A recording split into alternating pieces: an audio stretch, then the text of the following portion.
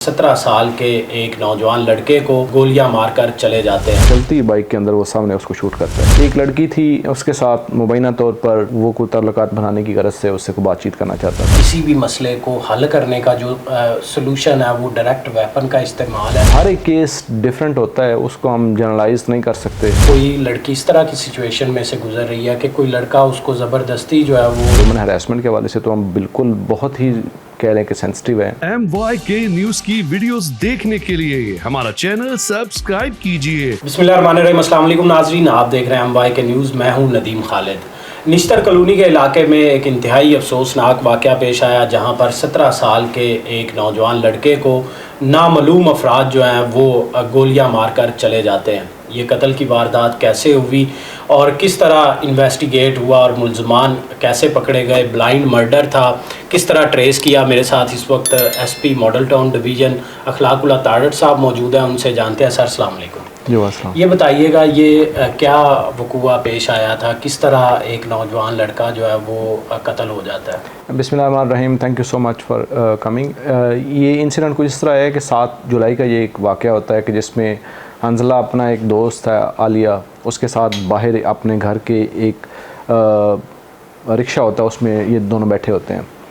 तो 2 unknown attackers आते हैं, वो आइडेंटिफाई करते हैं और उसके बाद उसको शूट कर देते हैं।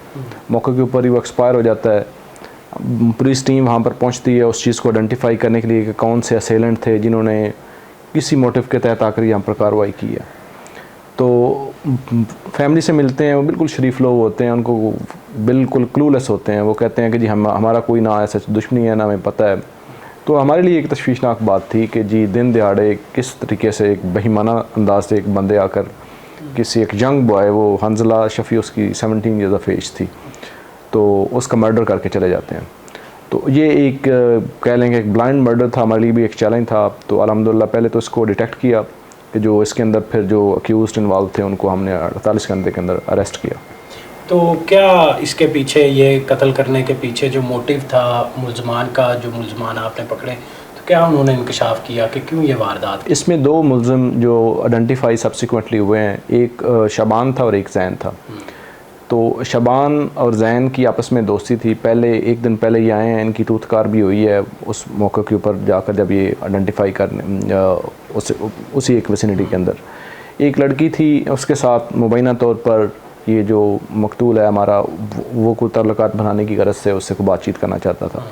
उसका रब्ता था इसी एक जो हमारा असेलेंट है उसके साथ भी, जो अक्यूज़ पर्सन है जिसने बाद में कार्रवाई की है। तो उसने उसके साथ ये चीज़ शेयर की।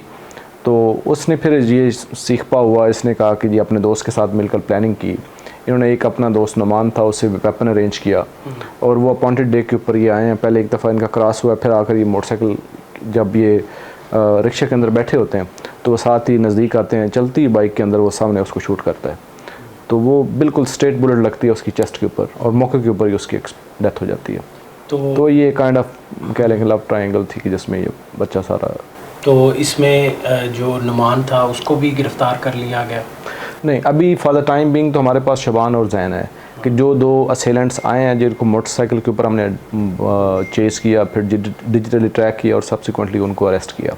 तो बाकी आगे इन्वेस्टिगेशन इसकी आगे प्रोसीड करेगी। उसमें जो तमाम के तमाम करैक्टर्स होंगे उनको शामिल तफ्तीश करके उनसे बाकायदा इंटरोगेशन की जाएगी ताकि उनके रोल डिटरमिन किए जा सकें सब्सिक्वेंटली फॉर प्रोसिक्यूशन।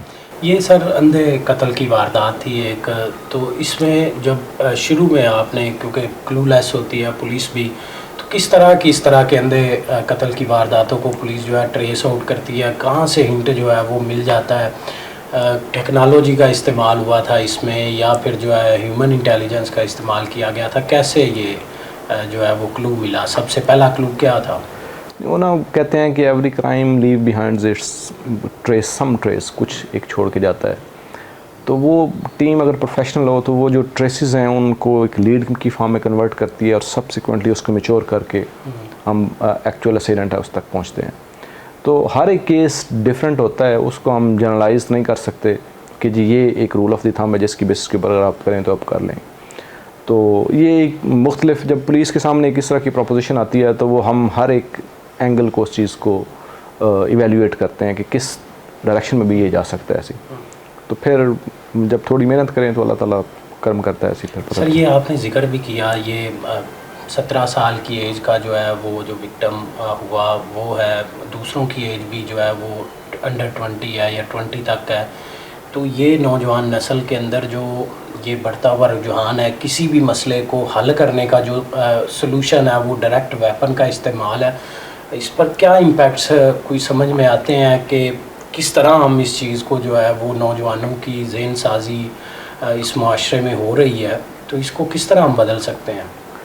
नहीं, ये दिस इज़ वेरी अनफॉर्चुनेट। एक तो कि ये एक यंग बॉय है, 17 ईयर्स उसका एज, बड़ा एक प्रॉमिसिंग था, बड़ी शरीफ एक फैमिली थी। ये बिल्कुल हम सब के लिए ये शॉकिंग था एज एन अग्रीव्ड पर्सन। और वो जो सारी फैमिली जब उनके साथ इंटरेक्शन हुआ तो ये टेंडेंसी तो एग्जिस्ट करती है। इसमें एक ईज़ी प्रोविजन ऑफ आर्म्स भी होता है कि जब ईज़ी प्रोविजन ऑफ आर्म है तो फिर आप टेम्प्टेड होते हैं उस चीज़ को यूज़ करने के लिए।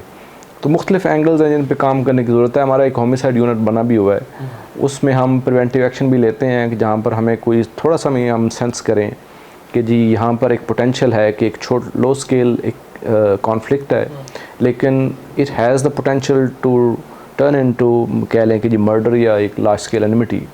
तो उसको हम एक तो अपनी एक लोकेलिटी के अंदर उसको आइडेंटिफाई करके प्रिवेंटिव एक्शन लेते हैं। लेकिन एट टाइम्स इस तरह की एक स्पॉन्टेनियस एक्ट हो जाता है कि जिसकी एक प्रायर कोई लिंकेजेस नहीं होता, ऑल ऑफ ए सडन को 2-4 दिन के अंदर ये सारी चीज़ होती है। तो उसमें फिर सब यही होता है कि आप एक केस को एक प्रोफेशनल अंदाज से प्रिपेयर करें प्रोसिक्यूशन के लिए, ताकि ये एक डेटरेंट के तौर पर यूज़ हो फॉर द रिमेनिंग पर्सनस के जो अपने छोटे छोटे या पेटी इश्यूज़ के लिए ऐसे रिजॉर्ट करते हैं वायलेंस की तरफ। सर ये इस्लामाबाद में एक सना यूसुफ कत्ल केस हुआ जिसमें नौजवान एक कम उम्र लड़की थी, वो भी टिकटॉकर, उसको एक लड़के ने मार दिया। उसमें भी जो वजह सामने आई वो ये कहा गया कि वो दोस्ती करना चाह रहा था और वो इनकार कर रही थी।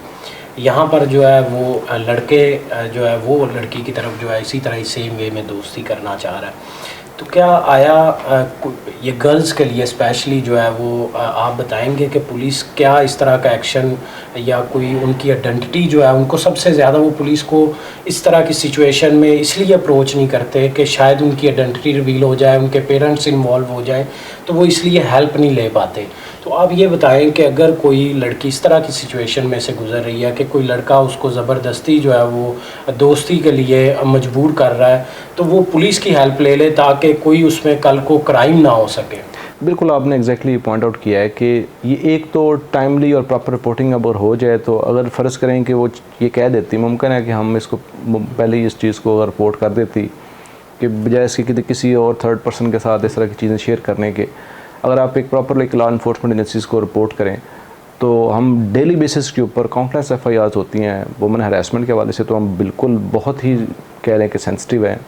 और ये चीफ मिनिस्टर का विजन भी है, उन्होंने भी इस चीज़ के ऊपर एम्फसाइज़ किया। हमारे तो वर्चुअल वुमेन की जो पुलिस स्टेशन है उसमें तो बिल्कुल हमारी ट्रैकिंग हो रही होती है कि कब ये एप्लीकेशन इंस्टीट्यूट हुई है और आपने इस पर क्या किया ऐसी, और इसका आगे लॉजिकल कंक्लूजन क्या निकला है। तो मेरी उसमें ये रिक्वेस्ट होगी कि जितना आप प्रॉम्प्टली और टाइमली इस चीज़ को रिपोर्ट करेंगे तो उतनी हमारे पास एक स्पेस होगी कि हम उसी जगह के ऊपर मिटिगेट भी कर सकें।